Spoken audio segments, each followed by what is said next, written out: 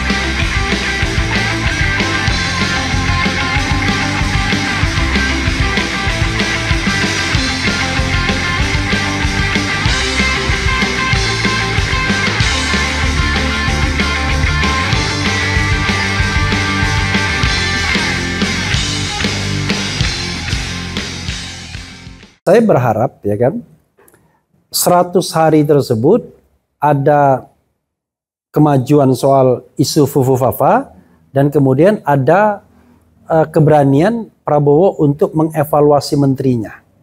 Dalam pengertiannya tadi, yang nggak perform diberhentikan, yang nggak berintegritas diberhentikan juga. Bayangan saya, Prabowo ini sedang menunggu civil society untuk mengatakan itu. Ya kan? Seorang diantaranya Refli Harun sudah mengatakan kan? Iya, tetapi kan nggak cukup karena kan selalu buzzer mengatakan barisan sakit hati. Kemarin udah ditambah Ray Rangkuti udah 2. Udah. Bedila Badun 3. Nah, karena itu perlu ada orang-orang lain, misalnya kelompok kampus ya kan, yang secara objektif mengatakan dia tidak baik, dia tidak perform. Program 100 harinya gagal. Karena ambisi pemerintahan Presiden Prabowo ini kan luar biasa. 8% pertumbuhan ekonomi. Bahkan Hasim menyebut tidak hanya 8%. Prabowo itu bilang 10%. Kalau Anda baca yang namanya Paradoks Indonesia, buku karangan Prabowo, dia bilang kalau kita mau makmur harus 2 digit pertumbuhan ekonomi, alias belasan persen.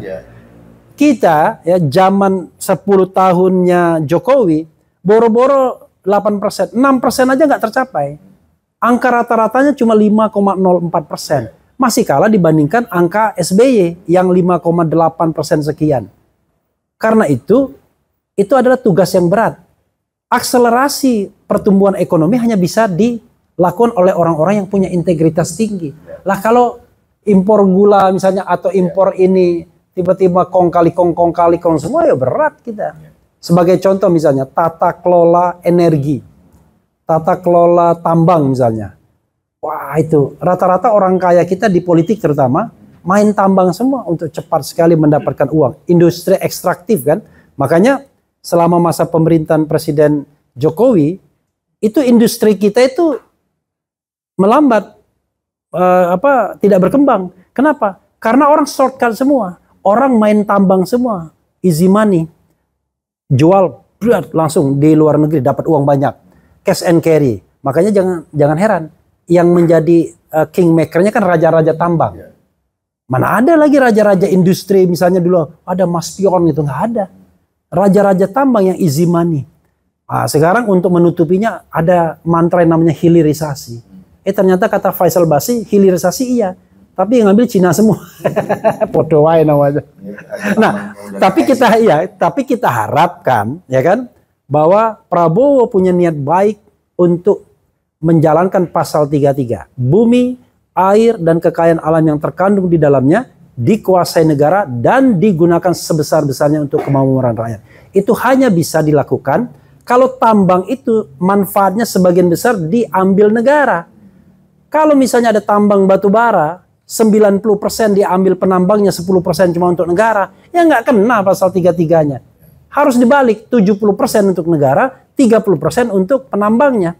Ini kan nggak tanah, ya kan, yang ada bahan tambang di bawahnya, itu dibilang ini hak saya. Padahal nggak boleh, based on constitution itu semua dikuasai oleh negara harusnya. Jadi kalau kita punya, ada tanah, dan tanah itu di dalamnya ada bahan tambang, itu nggak termasuk harusnya. Tapi kan kita, siapa yang mau mengembalikan tata kelola pertambangan kita ke pasal 33? Nggak bisa. Karena pemainnya dia juga yang berada di lingkar kekuasaan. Ada Pak L, ada Pak B, ada Pak E, ya kan? Mereka pemain tambang semua, bro. Dan mereka itulah pengambil keputusan di bidang pertambangan. Nggak mungkin mereka kemudian mempreteli kenikmatan hidup mereka sendiri dengan melaksanakan pasal 33. Nah, dari situ Prabowo sudah menghadapi bahwa menteri mereka terlibat dalam konflik of interest. Mana bisa menegakkan ekonomi konstitusi kalau begitu? Tapi ada political will dari Prabowo. Nah, dia kan harusnya berjuang beberapa periode ya untuk jadi presiden, dan kini jadi dia harus menunjukkan bahwa kalian salah dari dulu nggak milih saya. Gitu. Ya. Dia harus menunjukkan yang terbaiknya. Kalau political will saya yakin ada. Kenapa? Orang nggak mungkin nulis buku kalau dia nggak punya political will. Dia di tulisan dia Paradoks Indonesia tuh serius betul. Bagaimana Indonesia bisa mencapai 2045 itu. Dengan indikator-indikator ekonomi yang terukur. Berapa pertumbuhan ekonomi, berapa ranking GDP kita. Dia sebutkan semua. Tetapi paradoksnya, makanya dia bilang, paradoksnya kekayaan alam hanya dikuasai berapa persen orang dan lain sebagainya. Dan itu, saya dapatkan buku itu 2021-2022. Artinya, dia sudah ada di pemerintahan Presiden Jokowi. Dan semua isi buku itu adalah kebalikan bantahan terhadap apa yang dikerjakan Jokowi. Cuma kan kita nggak baca aja kan, kita nggak diskusikan bukunya kan. Tetapi itu semua bantahan terhadap pemerintahan Presiden Jokowi. Jadi dia udah jelas, udah paham bahwa dia harus begitu. Tapi dia juga paradoks. Hari ini dia bicara begini. Saya akan melaksanakan undang-undang dasar dan undang-undang serta peraturannya seluruh-seluruhnya. Kan begitu ya dia bilang kan. Itu sumpah presiden kan. Tapi dia angkat Mayor Teddy sebagai sekretaris kabinet yang melanggar undang-undang TNI, undang-undang 34 2004. Nah kalau Refli Harun ngomong begini, bilang, waduh, jangan begitu dong, ya kan? Masa cuma satu doang? Ya susah kita.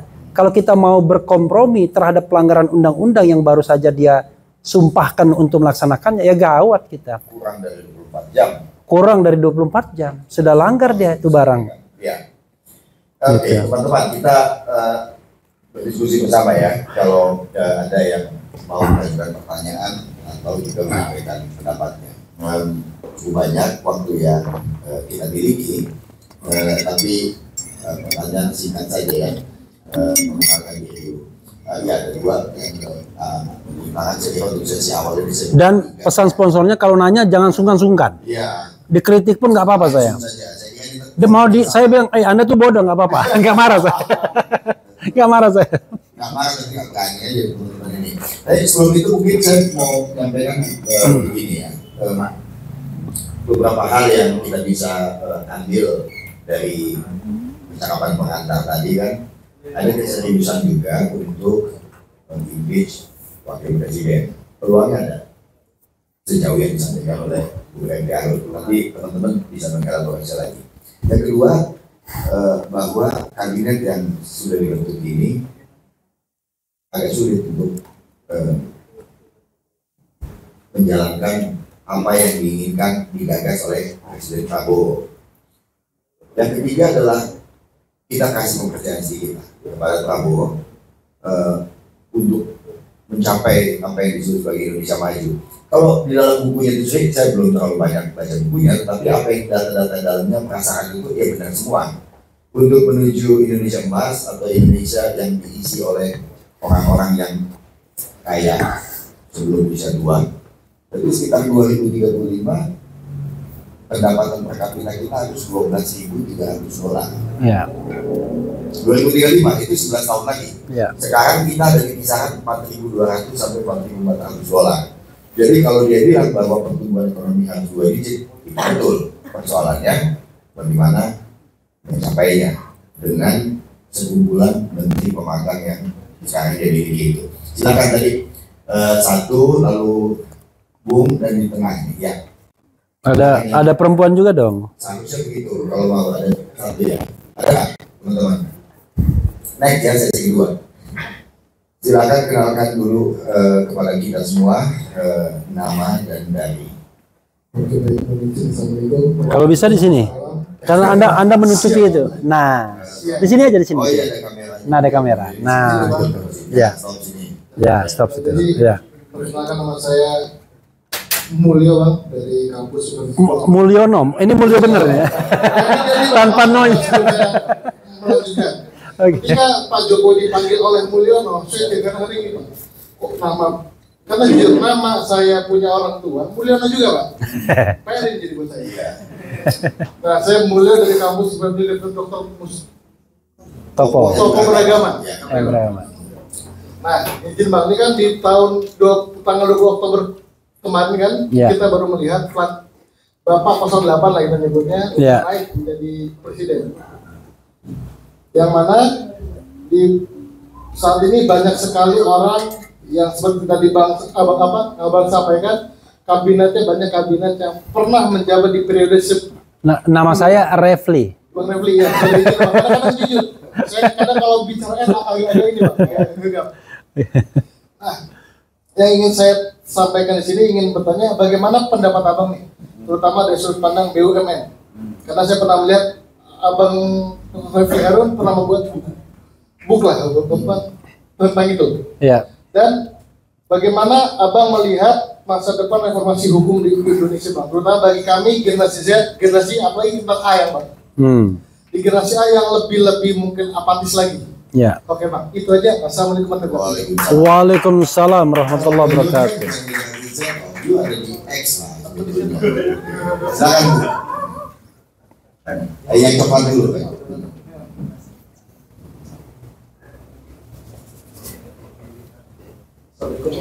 Waalaikumsalam. Waalaikumsalam warahmatullahi wabarakatuh. Waalaikumsalam. Saya Tio dari tinggal di Matraman. Saya ingin bertanya tentang kabinet. Itu ada berapa tentang posisi Partai Keadilan Sejahtera PKS ya, yang kemarin kan dari luar kabinet masuk ke kabinet karena pilkada DKI. Kemudian kita akan mengetahui dan di dalam kabinet tidak ada perwakilannya. Barangkali bagaimana pendapat Bung David tentang hal itu ya? Apakah itu masuk zone atau gimana? Atau nggak ada perwakilan dari kabinet? Ada kan? Ada perwakilan. Satu orang. Satu dari IPB. Tapi barangkali penjabarannya lah gimana? Oke. Kemudian mungkin ada beberapa orang kabinet yang menurut saya agak lumayan ya daripada kabinet yang lalu, menteri pendidikan yang mungkin kalau yang kabinet yang lalu kan tidak ada background tentang pendidikan ya. Kalau yang ini kan alhamdulillahnya ada background pendidikan. Menurut Bang Refli bagaimana pendapat tentang menteri tersebut? Oke. Itu aja. Ada 3 nih. Ada 2 nih pendidikan. Yang mana nih? Yang pendidikan tinggi ya, dari Muhammadiyah. Ya, pendidikan tinggi dan sains itu ya. Iya. Menteri atau wamennya yang dimaksud?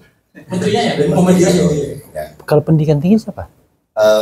Muti ya. Saya lupa. Abdul Muti itu pendidikan dasar dan menengah dia. Sorry, ya berarti yang tinggi itu saya kan wakilnya doang untuk Israel itu. Banyak orang saya lupa. Iya. Oke, berarti yang dimaksud Dikti ya. Dikti. Oke. Silakan Bu, berikutnya.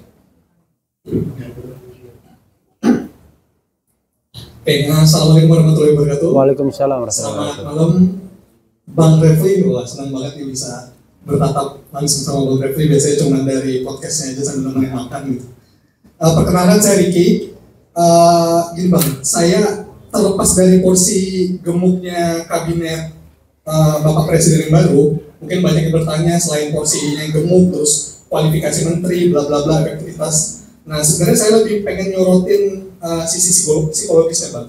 Jadi kita tahu Pak Prabowo itu kan ke inner circle-nya itu sangat mementingkan relasi loyalitas kan. Jadi maksudnya gini, kalau misalkan kita cuma tilik dari kabinet ini mengakomodir banyak kepentingan, itu mungkin hampir similar ya dengan kabinetnya Pak Jokowi dulu gitu, cenderung mengakomodir banyak pihak. Tapi dari sisi psikologis itu sebenarnya yang saya lihat beda. Kayak Pak Prabowo itu lebih mengakomodir orang-orang yang loyal, yang membantu dia naik gitu. Sementara kalau Pak Jokowi itu cenderung Machiavellian ya. Jadi mungkin dia take benefit from banyak lapisan layer yang di sekeliling dia gitu. Nah gimana menyikapi itu Bang? Karena dari sisi ini kalau kita lihat sebenarnya itu adalah kekuatan sekaligus kelemahan gitu kan, kalau misalkan kita ngelihat relasi loyalis itu gitu. Sementara kalau Pak Jokowi itu cenderung pragmatis dan Machiavellian gitu ya. Kalau misalkan ada yang kayak ya kita tahu lah, ada orang-orang yang udah langsung di-cut gitu begitu kepentingannya udah nggak ada gitu. Mungkin itu dari saya. Terima kasih. Terima kasih. Ya walaupun Jokowi bukan tentu. Saya yakin nggak baca Kelly kan. Jadi dia mungkin dia amat kuat aja, cuma kan nggak pakai hedonnya aja gitu loh. Itu telur Jawa. Tiga dulu silakan. Ya, saya senang sekali ya di diskusi seperti ini kan. Kalau diskusi di televisi itu kadang-kadang membuat kita bodoh. Baru kita ngomong tiba-tiba orang bantah, esensinya nggak dapat kita. Saya jawab satu-satu ya. Dari Mulyo ya, Mulyo tanpa no ini ya.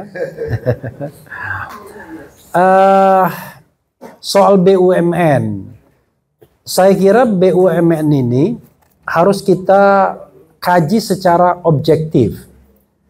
Dan susah sekali mencari orang yang objektif untuk melihat BUMN. Karena rata-rata jangan-jangan udah masuk semua ada dalam struktur ke BUMN tersebut hari ini. Kan cara menundukkan orang yang kritis adalah jadikan dia komisaris ya. Begitu jadi komisaris sudah diam semua itu. Saya ada teman tuh dulu, ICW, anti korupsi. 10 tahun dia mendekam saja di Mulyono karena menjadi komisaris Pertamina ya. Anda tahu pendapatan komisaris semacam Pertamina itu bisa 1 miliar per bulan, bayangkan. Oh dia kaget kan? Iya, 1 miliar per bulan. Jadi honornya sendiri paling cuma 200-an juta. Tetapi tantim dia, bonus, itu bisa 2 digit miliar. Kalau 12 miliar aja rata-rata kan 1 miliar berarti per bulan. Belum lagi honornya. Belum lagi kalau ada tambahan lain, tapi biasanya komisaris nggak ada. Bisa bayangkan orang kritis pasti tumpul sudah. Ya kan? Nggak mungkin. Banyak sekali di lingkaran, dan biasanya kalau BUMN itu tergantung Anda bergantung di mana. Selemah-lemahnya iman kalau saya bilang adalah kalau bergantungnya di deputi alias eselon 1. Ya kan? Itu selemah-lemahnya iman. Imannya naik sedikit bergantung di wamen BUMN. Yang imannya agak lebih tinggi lagi ya bergantung di menteri BUMN-nya. Atau menteri yang relevan, misalnya menteri keuangan, menteri pekerjaan umum, ya perumahan, dan menteri energi, kan tergantung perusahaannya biasanya. Yang lebih kuat lagi, ya bergantung kepada orang nomor satunya, atau yang tadi super ministernya. Maka itulah dinamikanya. Semakin Anda dekat dengan link kekuasaan itu, maka Anda akan mendapatkan ring 1 BUMN. Ring 1 BUMN yang gajinya bisa, kalau di rata-rata 1 miliar per bulan itu, 4 bank himbara, himpunan bank negara, ya, Mandiri, BNI, BRI, BTN. 4. Mungkin BTN agak kecil ya, tapi 3 ini gede sekali. Kemudian Telkom, Pertamina, nah sekarang ada tambahan baru, Mind ID. Coba Anda lihat tuh, siapa aja yang menjadi komisarisnya di situ. Pasti ring istana, pasti ring kekuasaan dekat orang dekat presiden. Jadi susah, dari situ saja governance kita udah nggak jalan kan. Nah kalau saya ke depan, saya mengusulkan yang jadi komisaris itu adalah pensiunan pegawai setempat yang punya integritas. Dia punya integritas, dia punya pengalaman.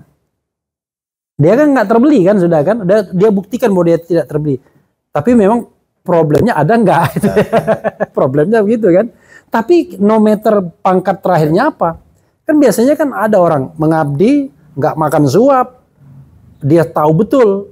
Tapi kan rata-rata kan orang nggak paham dan pemain di situ main. Nah itu bahayanya. Nah makanya BUMN ini adalah PR besar. Salah satu jawabannya dia mau dijadikan super holding. Itu pernah didiskusikan oleh Rini Sumarno dan Erick Thohir mendiskusikannya lagi sekarang. Tapi tidak pada periode pertama. Sekarang mungkin dia mau jualannya begitu ya, jadi super holding kayak Temasek di Singapura dan lain sebagainya. Nanti kita lihat. Kenapa? Selama BUMN ini intervensi negaranya terlalu besar, maka dia tidak akan profesional. Tetapi juga BUMN nggak bisa juga semua BUMN itu dijadikan BUMN yang cuma mau ngambil duit, ngambil keuntungan. Karena BUMN itu pelaksanaan pasal 33. Cabang-cabang yang penting bagi negara dan yang menguasai hajat hidup orang banyak dikuasai oleh negara. Karena itu kita harus memetakan kembali dan itu perpanjang. Contoh misalnya, orang mengatakan PLN, wajar PLN rugi. Kan tidak semuanya dia kasih listrik di daerah yang mampu membayar dengan harga yang layak. Tapi bisa juga daerah perintis. Dulu ada Merpati kan? Penerbangan itu merasakan penatnya menanti ya, Merpati kata orang kan. Atau dulu MNA kan dia kan, Merpati Nusantara Airlines maybe not arrive.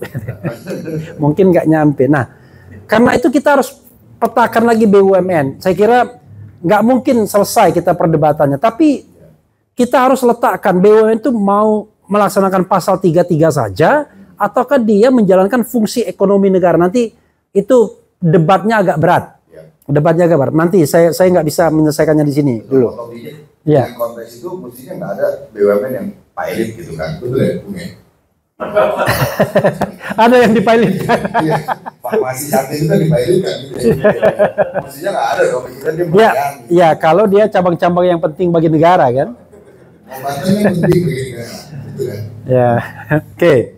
Kemudian masa depan reformasi hukum di Indonesia. Gini, saya pakai 3 ya. Hukum itu paling tidak 3 hal ini kita harus substansi hukum, kemudian penegak hukum dan struktur hukumnya, kemudian kultur hukumnya.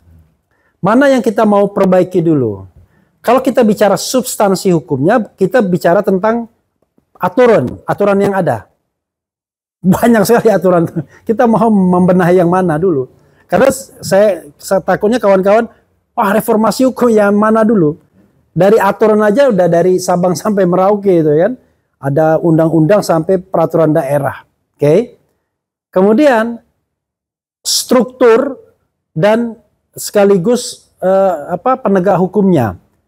Mana yang mau kita benahi? KPK-nya, kepolisiannya, kejaksaannya, pengadilannya sampai bawah-bawahnya. Oke. Banyak juga PR-nya kan. Berikutnya adalah kultur. Nah, kultur ini gimana cara membenahinya?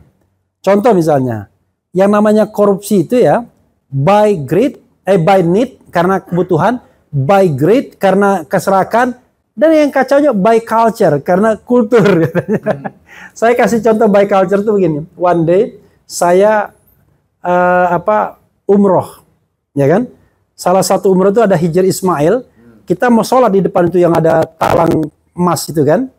Katanya kalau berdoa di sana makbul doanya ya kan. Udahlah kita mau ke sana. Lagi dibersihkan oleh askar yang berasal dari Asia Selatan itu kan. Begitu mau lagi pembersihan, tiba-tiba pendamping umrohnya bilang, kasih duit aja. Biar kita masuk. Bayangkan di depan Ka'bah pun masih mikir menguap, dibayangkan. Kan itu kan kultur kan. Dia nggak sadar loh itu. Tapi itu kultur. Iya, ini corruption by syariah. Iya. Jadi bayangkan, aduh, itu sama dengan kebiasaan kita buang sampah sembarangan.